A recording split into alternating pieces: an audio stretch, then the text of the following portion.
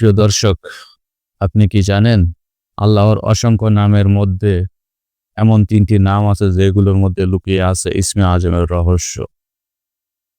যে নামগুলো দিয়ে দোয়া করলে বান্দার দোয়া দ্রুত কবুল হয়। আজ আমরা জানব সেই ৩টি মহান নামের গভীর অর্থ ও শক্তি। ১ নাম্বার, ইয়াল্লাহ।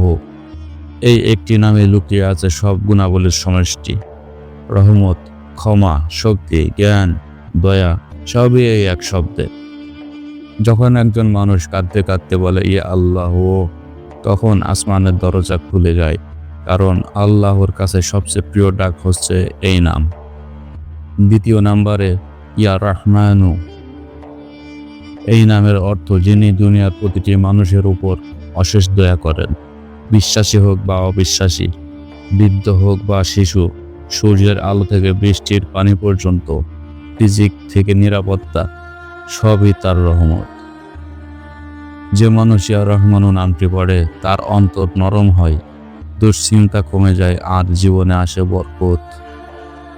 ৩ নাম্বারে আছে ইয়া রাহিমু। এই নামের বরকত আল্লাহ বিশেষভাবে দেন তার ইমানদার বান্দাবান্দীদের। আখিরাতে তাদের প্রতি রহমতের দয়া আরও বড় করে দিবেন। যে ব্যক্তি নিয়মিত এই রাহিমু নামটা পড়ে তার দোয়া কবুল হয়, মন পরিষ্কার হয় আর রূহ পায় প্রশান্তি। অনেক জ্ঞানী গুণী আলেম বলেন, যে ব্যক্তি আন্তরিকভাবে মন দিয়ে আল্লাহর এই রাহিমু নামটা পড়ে এবং দোয়া করে, আল্লাহ দ্রুত তার দোয়া কবুল করেন, কারণ এগুলো আল্লাহর ইসমে আজমের অন্তর্ভুক্ত নামগুলোর একটি।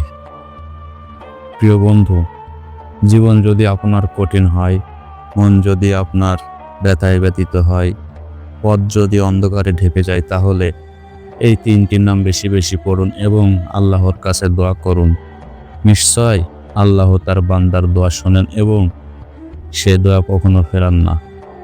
আসুন আজ থেকে আমরা নিজের জীবনে এই নামগুলো আমল করি এবং আল্লাহর দিকে ফিরে যাই, কারণ শেষ পর্যন্ত আমাদেরকে আল্লাহর কাছে যেতে হবে। প্রিয় দর্শক, আল্লাহর ইসমে আজম নামটি নিয়ে সংক্ষিপ্ত আলোচনা করলাম।